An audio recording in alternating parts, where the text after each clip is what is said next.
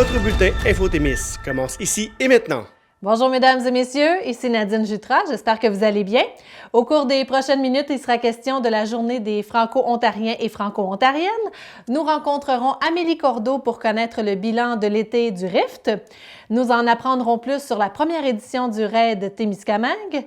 Mais d'abord, cette année, le retour à l'école se veut un peu spécial pour les élèves et le personnel des écoles de la région. En plus des mesures spéciales mises en place pour éviter la COVID-19, le Centre de services scolaires du Lac-Témiscamingue met de l'avant un projet des plus stimulants, c'est-à-dire un modèle « un élève, un iPad ».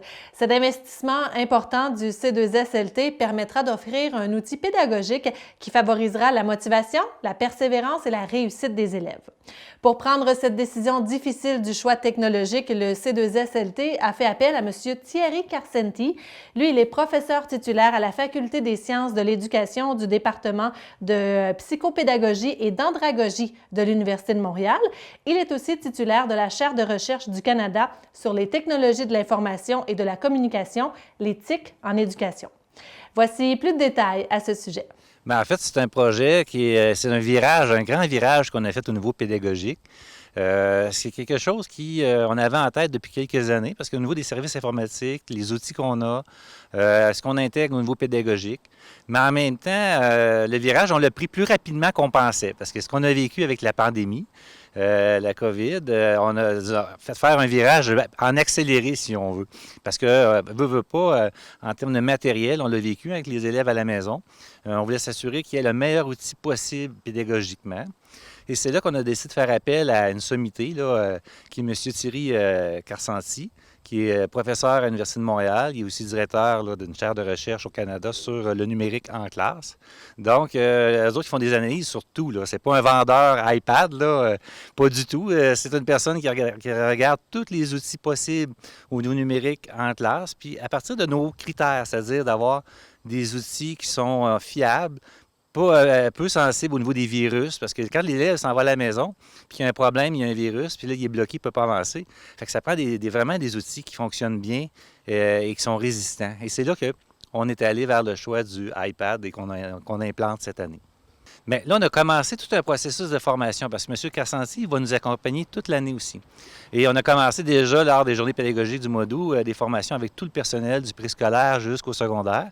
Et là, c'est sûr que l'idée, c'est que l'enseignante commence à l'intégrer dans son enseignement en classe. En passant, il ne faut pas non plus jeter le bébé avec l'eau du bain, dans le sens que ce que les enseignantes faisaient depuis de nombreuses années, qui allait très bien, ils vont poursuivre à le faire. C'est pas vrai qu'ils vont être avec la tablette tout le temps. Ils vont aussi utiliser d'autres outils pédagogiques. Donc, c'est certain qu'on pense que le préscolaire, premier cycle du primaire, vont probablement plus l'utiliser à l'école. Puis les plus vieux, mais ils vont davantage aussi à l'école ainsi qu'à la maison. Mais ce qui est intéressant, c'est le fait qu'ils l'utilisent déjà en classe. Si jamais, parce qu'on souhaite garder nos élèves toute l'année à l'école, mais dans le cas où on aura à les retourner à la maison, mais il y a déjà une habitude qui aura été créée par l'enseignant et par l'élève dans l'utilisation de l'outil qui est l'iPad. C'est extrêmement varié. À peu près toutes les applications possibles, que ce soit pour la lecture, les mathématiques, les sciences, l'astronomie, tout. C'est vraiment, il y a des applications à peu près dans tous les domaines possibles. Les arts, on peut l'utiliser au niveau des arts plastiques, la culture, l'histoire, géographie. Ça n'a pas vraiment de limite. En fait, l'outil de l'iPad, c'est pas, ça ne fait pas non plus un miracle. Il faut faire attention. Il ne faut pas dire, je vais donner un iPad à un élève au préscolaire, puis on se reverra dans 12 ans, tu auras un diplôme. Non, ça ne marche pas comme ça. Le succès de l'outil, c'est comment on l'intègre. Comment on l'utilise en classe. Tous les élèves, nous, on a plus de 1800 élèves, donc au secteur jeune. Donc, l'ensemble des élèves vont avoir accès à cette technologie-là. Puis quand je parle de 1 100 000, c'est au niveau de l'outil, des logiciels. On ne parle pas de les coûts d'accompagnement, la formation, etc., les coûts humains à côté. Ça, c'est d'autres montants. Alors, mon rôle à moi dans le projet Un élève, un iPad, c'est tout l'aspect pédagogique. Donc, comment on va accompagner nos équipes écoles dans la mise en place de cette nouvelle pratique pédagogique. En gros, c'est beaucoup ça, mon rôle, moi. En fait, ça fait plusieurs années qu'avec le service des ressources informatiques, qu'on réfléchit sur comment on pourrait maximiser cet aspect-là de l'enseignement, c'est-à-dire comment on pourrait maximiser l'intégration des technologies dans nos classes. Et là est arrivée effectivement la COVID qui fait en sorte qu'on a dû réfléchir à comment on va faire en sorte pour répondre aux besoins si jamais il y avait un reconfinement. Donc, il y avait une fenêtre d'opportunité qui nous a permis de dire, bien, je pense que c'est le temps de faire le saut. Mais ça fait quand même plusieurs années là, qu'on est à réfléchir sur comment on pourrait faire ça. En fait, ça va être un peu à géométrie variable parce qu'en fait, ça va appartenir à l'enseignant, comment il veut gérer ça, mais c'est sûr que nous, on veut que les enseignants s'habilitent et que les élèves s'habilitent à de l'enseignement à distance avec l'iPad. Fait que probablement qu'au secondaire, assurément, l'outil va servir à la maison, à l'école, je suis pas mal certaine. Les élèves étant plus vieux, ça va être facile d'avoir les travaux sur le iPad, les retourner à l'enseignante. Au primaire, bien, plus ils vont devenir petits, maternelle, première année, deuxième année, ça se peut que l'iPad, tu ne promènes pas tous les jours, mais ça va rester à l'enseignante comment elle veut gérer ça. Effectivement, là. Mais éventuellement, on voudrait quand même que l'iPad aille de temps en temps se promener à la maison pour que les parents aussi s'habilitent avec ça. En fait, quand on pense au iPad, on pense rapidement aux applications. Mais plus loin que ça, on essaie de voir comment, dans la planification de l'enseignement que l'enseignant se fait de son cours, comment il pourrait intégrer l'iPad. Par exemple, s'il veut faire... il veut questionner ses élèves sur la matière qu'ils viennent voir. Bien, au lieu de poser des questions et que les élèves lèvent la main, il y a moyen de faire un questionnaire. Les élèves répondent par une application qu'on appelle notamment le Kahoot ou des différentes applications comme ça. Ou s'il veut faire aller voir une vidéo, amener les enfants à s'enregistrer lors d'une présentation au lieu de la faire en avant de la classe. Alors, plein de différentes façons d'appliquer le iPad là, dans leur pratique. Parce qu'on ne veut pas qu'ils ce qu'ils faisaient des enseignants, c'était déjà très, très bon. On ne veut pas qu'ils réinventent la roue, mais plus de voir comment je peux l'intégrer dans ma pratique pour la rendre peut-être plus vivante, plus intéressante et pour amener nos jeunes à l'ère du 21e siècle, c'est-à-dire les technologies. Bien, c'est sûr qu'à ce moment-ci de l'année, hein, on est toujours dans une période de frénésie en éducation, mais là, c'est particulier. Hein. On a vécu une fin d'année qu'on n'avait jamais vue. Et là, on se dirige, on est dans la rentrée scolaire, c'est du jamais vu. Ça a demandé beaucoup de préparation. Il va y avoir encore beaucoup d'ajustements. C'était très exigeant, là, c'est sûr, pour le personnel dans les écoles, parce que on a un souci d'offrir un service de qualité, d'avoir aussi une belle vie à l'école, mais en même temps, on a des obligations de respect de santé publique. Donc, ça demande beaucoup de planification, c'est-à-dire la manière que ça fonctionne présentement, c'est des classes bulles, c'est-à-dire que chaque classe est une bulle. Donc, les élèves dans cette classe-là n'ont pas respecté là, une distanciation, ils peuvent vraiment être ensemble toute la journée. La seule distanciation qui est à respecter, c'est avec l'enseignant qui est de 2 mètres. Mais les élèves, eux, peuvent fonctionner sans distanciation, mais ça implique qu'ils ne doivent pas fréquenter, côtoyer, si on veut, les élèves des autres bulles de classe. Donc, ça demande pour les écoles de faire des horaires pour l'arrivée le matin, la gestion des autobus, les pauses, récréation, le dîner, éviter que trop d'élèves en même temps au même endroit. Donc, ça demande beaucoup là, d'ajustements là, pour les écoles. Maintenant, c'est sûr que les enseignants, eux, avaient une préoccupation. Comment je vais faire mon enseignement dans un contexte comme ça? Je ne vous cacherai pas que les enseignants ne comptent pas leur temps. Ils ont investi beaucoup d'heures pendant la période estivale à ajuster dans un contexte. Par exemple, un enseignant en art dramatique, là, bon, comment je vais fonctionner? Un enseignant là, qui a un enseignement en art plastique, par exemple, bon, comment je vais fonctionner pour respecter les règles tout en pouvoir donner un cours intéressant et stimulant pour les élèves? Fait que c'est beaucoup à ce niveau-là. Mais au niveau physique, c'est davantage les directions qui regardaient ça avec leur équipe d'entretien puis le personnel de soutien. Primaire, préscolaire, primaire, secondaire. Si on ajoute les élèves adultes, à ceux à qui on donne des services, c'est sûr que c'est plus de 2000 personnes là, à qui on donne des services au centre de services scolaires du Lac-Témiscamingue. Bien, d'abord, on est très heureux que les élèves soient de retour. C'est vraiment une bonne nouvelle que tous nos élèves puissent fréquenter l'école. Fait que ce qu'on souhaite, c'est que ça se passe bien, que malgré le contexte, ils puissent vivre plein de formations stimulantes, une expérience pédagogique stimulante, puis aussi beaucoup, veut pas, au printemps, c'était difficile l'isolement pour tout le monde. Donc, ce qu'on souhaite, c'est de pouvoir continuer à ce que ça aille bien, qu'on n'ait pas de situation de COVID. Bon, il faut s'attendre à ce qu'il puisse peut-être en avoir, mais que ça ne prenne pas d'ampleur, puis qu'on ne soit pas obligé de se reconfiner. Ce qu'on souhaite, c'est vraiment une année scolaire la plus habituelle possible et stimulante. Le 3 octobre prochain, le Témiscamingue accueillera un événement à grand déploiement et à portée internationale sur son territoire. En effet, le raid Témiscamingue en sera à une toute première édition et promet d'en mettre plein la vue.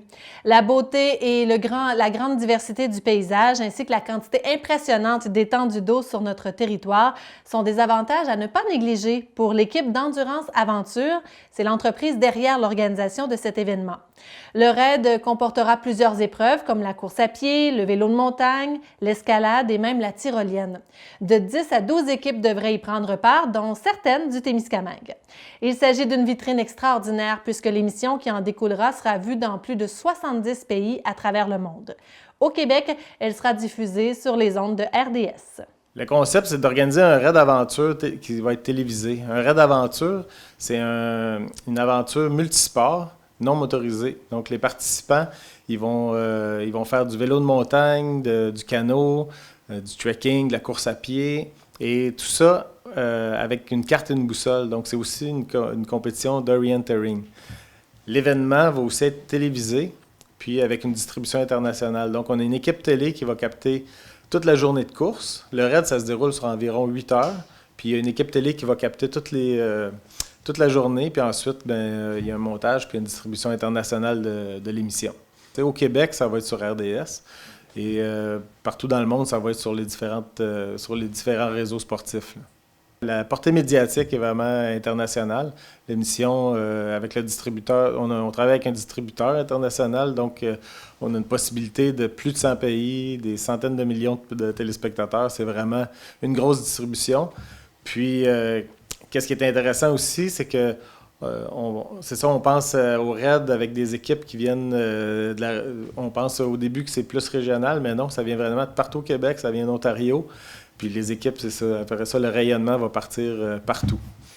Bien, effectivement, dans le fond, c'est une opportunité pour nous autres parce qu'en plus, dans le plan stratégique du Témiscamingue, ce qu'on visait, c'est le développement du pôle aventure-nature. On veut se positionner au Témiscamingue comme étant un pôle aventure-nature, un territoire de choix pour faire de l'aventure et de la nature. Donc, un raid comme celui-là qui va être diffusé à l'international, bien, ça fait parler du Témiscamingue.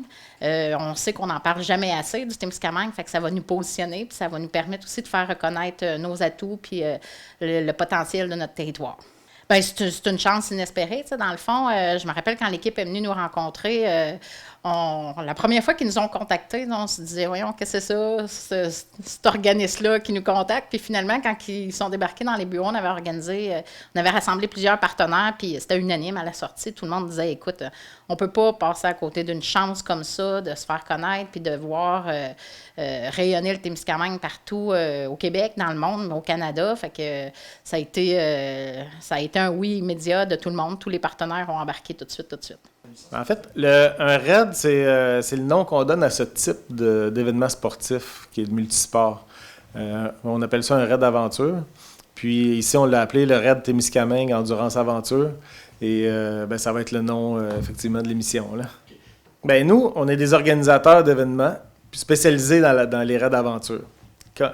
Comment qu'on fonctionne au début, c'est qu'on prend une carte puis on regarde des territoires où est-ce qu'on aimerait aller découvrir, où est-ce qu'on voit un potentiel, puis pas juste un potentiel pour une fois, mais vraiment un potentiel qui peut être récurrent parce qu'une course d'aventure, il y a de la carte et boussole, donc ça ne peut pas être un parcours fixe qu'on refait d'année en année.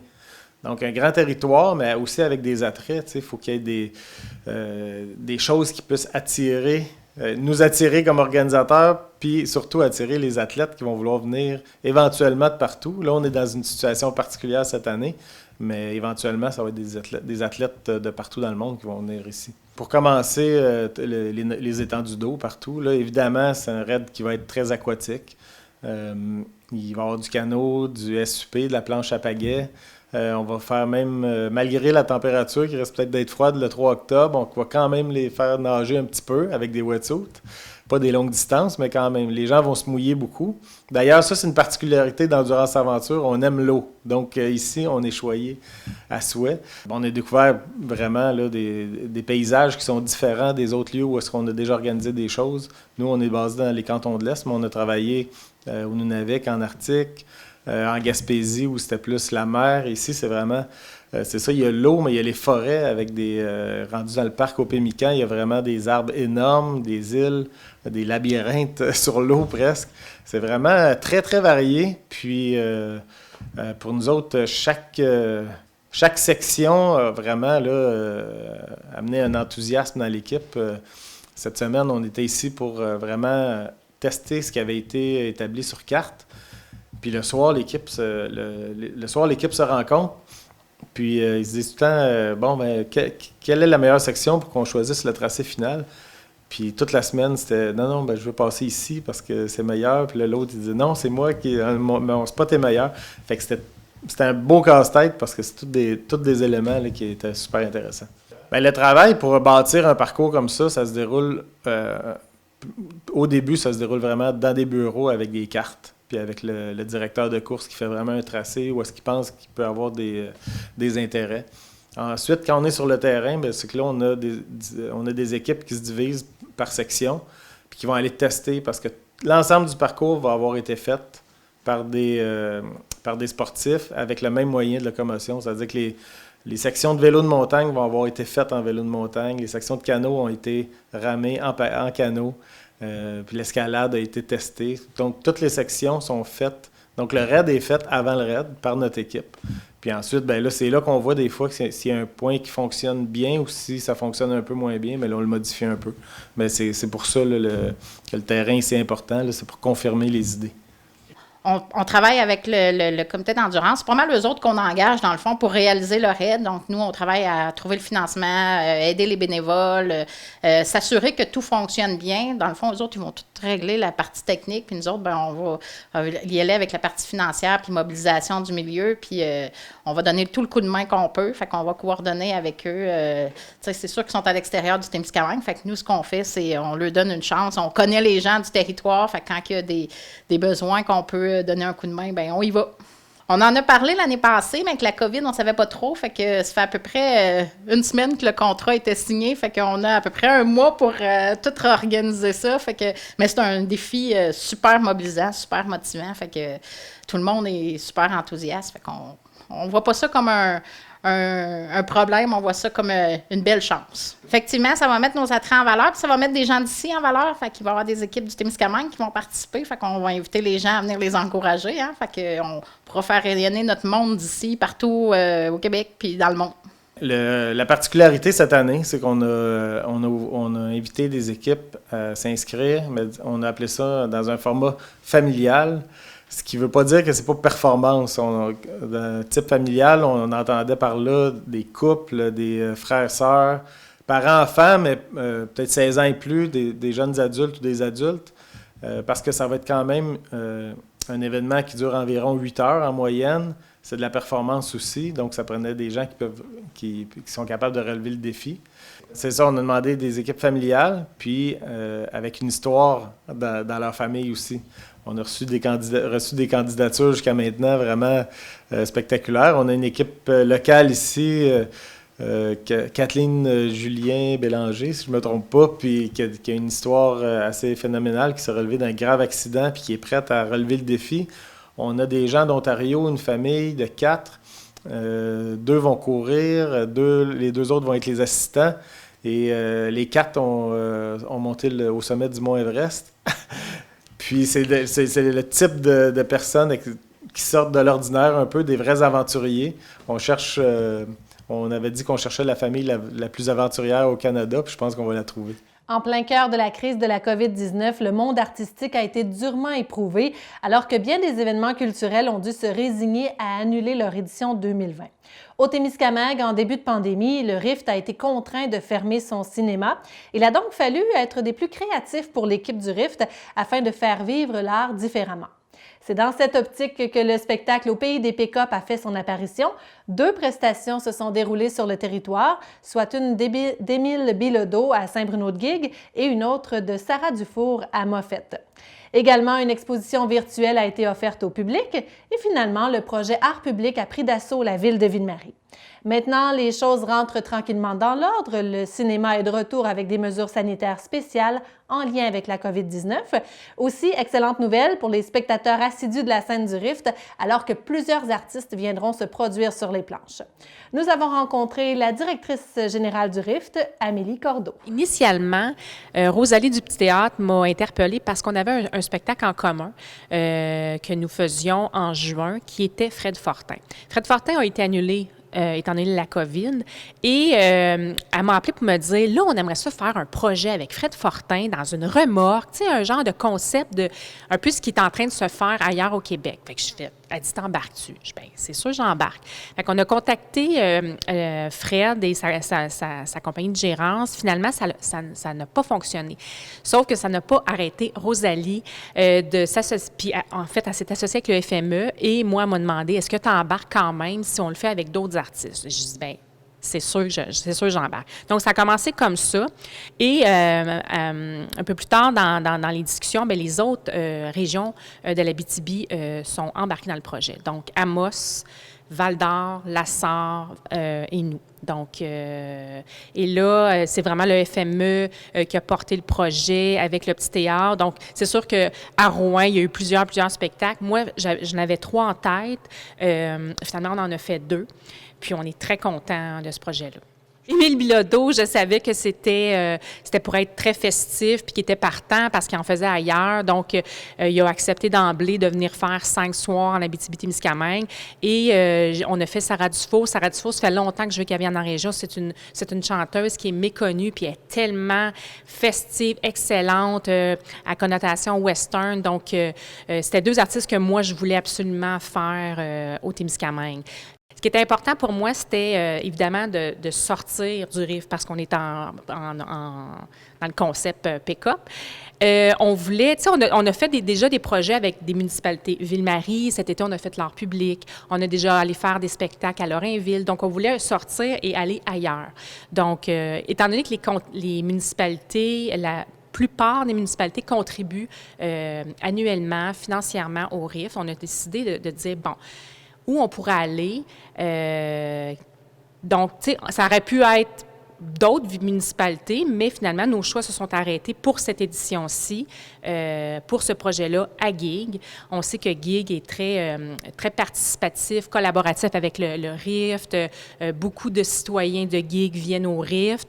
Et ensuite, on a décidé d'aller dans l'Est. C'est rare les opportunités pour nous d'aller dans l'Est. Donc, on a choisi Moffett, qui est une autre municipalité qui contribue puis qui est vraiment près de nous. Donc, et on a été super bien accueillis par les 2 municipalités. C'était vraiment une belle réussite. C'est sûr que tout le monde virtuel ou tout l'aspect virtuel ouvre des portes aux gens qui sont à l'extérieur ou plus loin au Témiscamingue. C'est l'avantage du virtuel. Donc, l'exposition qu'on avait montée dans les débuts, là, on a fermé, puis on était en montage. Bien, celle-là, on a fait une exposition virtuelle. Donc, les gens pouvaient aller sur notre site Web et aller visiter l'exposition virtuelle. Pour les arts vivants, bien, c'est ça. Dans le fond, on a développé le concept au pays des pick-up. Et bien, le cinéma, il n'y avait pas grand-chose à faire. Pour le cinéma, l'ensemble, j'oserais dire, du monde entier a été extrêmement difficile. En fait, oui, le cinéma est ouvert depuis quelques semaines déjà. Évidemment, comme partout ailleurs, on avait un guide de référence pour les gens qui viennent. Ça va être la même chose pour les spectacles. Donc, les gens doivent être masqués, se désinfecter les mains, rester à 2 mètres de distance dans les lieux communs.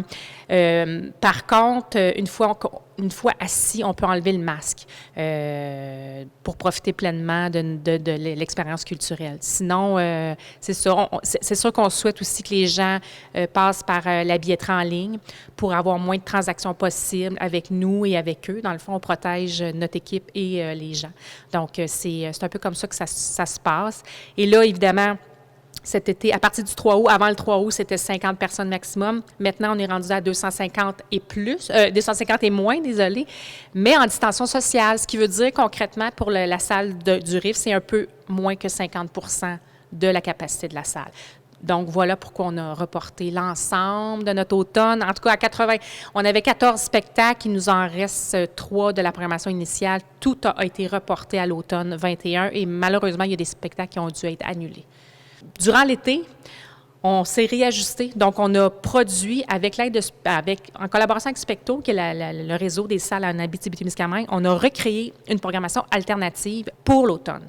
Donc, ce que ça veut dire évidemment des spectacles plus petits, des spectacles avec des cachets un petit peu moins élevés, qui vont aller chercher des jauges un petit peu moins élevées, mais ça n'enlève rien à la qualité de ce qu'on va présenter, mais des choses un petit peu plus nichées, axées sur la découverte. On ne fait pas souvent de théâtre de création. On va avoir 2 pièces de théâtre de création, on va avoir de l'humour. On va avoir quand même une programmation très variée.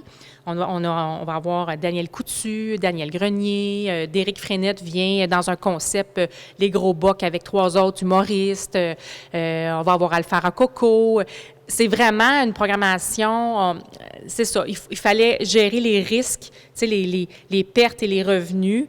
Fait que ça ressemble à ça. En fait, l'art public, ça a commencé en se disant, Émilie Bécoté, la coordonnatrice du centre d'exposition, et moi, on était assis, on se disait, bon, qu'est-ce qu'on va faire cet été? On a dû reporter la biennale, la 30e année, la 15e édition. Donc, on se disait, qu'est-ce qu'on va faire cet été? Les gens ne viendront pas. Donc, on va aller à eux. Puis, on s'est dit, on va faire un projet. Ça fait longtemps que moi, je mijote là-dessus sur un projet d'art public. Puis, on s'est dit, cet été, on crée un genre de projet pilote, puis on tente le coup. OK. Fait que là, de fil en aiguille, rapidement, on s'est adjoint la collaboration de la Ville de Ville-Marie, qui a embarqué rapidement. Ensuite, on est allé aussi avec l'entente culturelle du ministère de la Culture, qui est gérée par la MRC. Donc, on a rapidement monté un projet. On a fait un appel de dossier aux artistes en art visuel d'Abitibi-Témiscamingue. On a reçu des dossiers. On a évalué ça en comité. Ça s'est fait vraiment très, très rapidement parce qu'on était au début de l'été, puis on voulait que ça se passe durant l'été. On a choisi 3 artistes et ils sont venus, il y avait comme une semaine donc pour créer leur œuvre et l'installer. Donc, ça a été, les gens ils ont vraiment aimé ça et ça a été fait évidemment dans 3 lieux à Ville-Marie que les artistes décidaient eux-mêmes. On est souvent dans le spectacle bénéfice et on se disait, on pourrait faire quelque chose avec les arts visuels. Donc, une idée de Marie-Jo Morin, qui est sur notre conseil d'administration. Donc, elle s'est dit, moi, je vais interpeller des artistes. On va interpeller aussi avec l'équipe des artistes en arts visuels d'Abitibi-Témiscamingue qui veulent nous donner des œuvres et on va pouvoir faire avec ça, avec leur accord, un tirage. Donc, un billet de tirage à 20 $ qui nous permet peut-être d'acquérir une œuvre professionnelle à vraiment petit prix. Donc, des œuvres vraiment intéressantes. Émilie Bécoté, Édith Lapérière qui nous offre quand même une grande œuvre déjà encadrée et une œuvre unique de Frank Paulson. Donc, entre autres, une sculpture de Jacques Barry. Donc, vraiment différents artistes pour venir en support au RIFT, parce que le RIFT, c'est un organisme à but non lucratif, donc a besoin aussi de revenus autres que ses subventions pour parvenir à mettre en place sa mission et offrir une panoplie d'activités, de spectacles et pour tout le monde. En fait, le tirage se fait le 11 septembre à 18h30 sous la firme Maillet Art. Oui, c'est vraiment réel. Oui, c'est sérieux. Donc, le 11 septembre, le tirage se fera. C'est seulement en 2010 que le 25 septembre est devenu le jour officiel des Franco-Ontariens et des Franco-Ontariennes. Tous les ans, ce jour reconnaît la contribution de la communauté francophone de l'Ontario à la vie culturelle, historique, sociale, économique et politique de la province. Mais notez que le 25 septembre est d'abord l'anniversaire du premier lever du drapeau franco-ontarien qui a eu lieu en 1975 à l'Université Laurentienne à Sudbury. Ces 2 créateurs, Michel Dupuis et Gaétan Gervais, ont créé un drapeau représentatif de son peuple, le trille pour l'Ontario, le lys pour la langue française, le vert pour les étés et le blanc pour les hivers. Le drapeau est devenu symbole officiel de la province en 2001 et toute l'équipe de TV Témis se joint à moi pour souhaiter une belle journée du 25 septembre à tous les Franco-Ontariens et Franco-Ontariennes. Et voilà ce qui conclut Info Témis. Merci beaucoup d'avoir été là. À la semaine prochaine.